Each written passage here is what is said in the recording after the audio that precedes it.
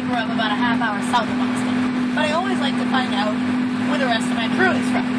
Now, I actually know where a couple of these guys are from. And you guys, if you have cameras on board, get them out. Because right up here up front is an actual Floridian. He's like one of 6. Seriously, they're very rare. So get your cameras out and probably play the lottery later, too. So we have Florida, we have a local on board. Where are you folks from? Iceland. Wow, all right, across from Iceland. Where are you folks from? Israel. All right, tourists behind them.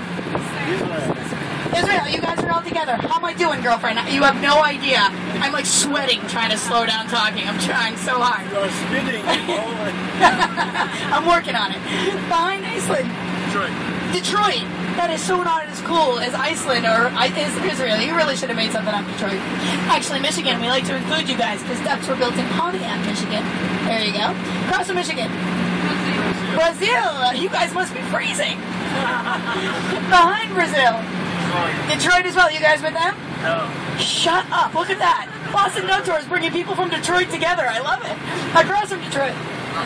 London. Oh, listen, kids, you can't have the country back. We're going to keep it. It's nice of you to come visit, though. Hey, you guys put on quite a Summer Olympics. Well done, you. That was all you guys, right? Well done, you guys. Across from London on this side. England as well. Are you guys all together? Look at that. This is great. I feel like we're all going to go to Thanksgiving together this year. Where's the what? Wrong city, sweetheart. Behind England. Ohio. Across, we are all London over here, right? So behind Ohio. Girlfriend? Ohio, you guys are together here? Across from Ohio? Canada? Is that what you said? Ooh! Listen, we have some of your geese around here if you want to take those home with you. Do you know what I just learned last summer? Is that they are in fact Canada geese, not Canadian geese. They don't have citizenship. Who knew? I learned it on a tour. See, educational for all of us. By the way, nice hat, brother. Right on. How about behind Canada? Iowa. I got nothing. And across from Iowa. Jersey. Okay, very important question, and no, it's not what exit. North, South, or Central Jersey? Central. Do you guys know they're all different countries? I had no idea. I learned the hard way on a tour. Very angry man. I'll never make that mistake again. Central Jersey. Well, listen, is anyone in Boston for the very first time right now? Welcome to Boston, you guys. The rest of y'all, welcome back. Now, those of you who have been here before, has anyone ever been on a Boston Duck Tour before? Stalkers. All right, Jersey, how am I doing? Am I doing all right? A little comparison never hurts. Do you remember who your captain was? Sister. Are you going to forget about me? Of course not. My next question is, can you swim? 9 times out of 10, no one ever remembers. Or they remember it was a guy.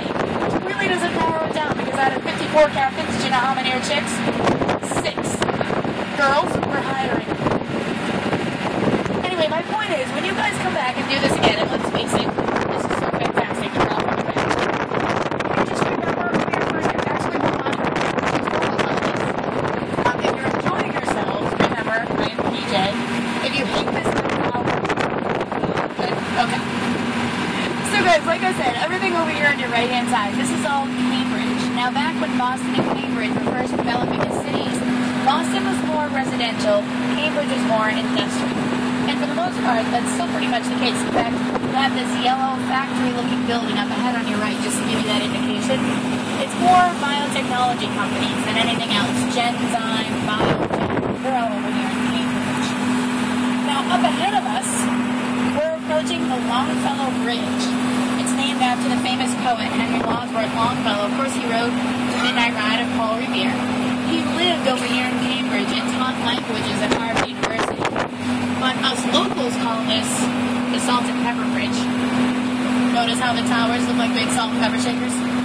We are very technical here in the city. Home to Harvard and MIT this year.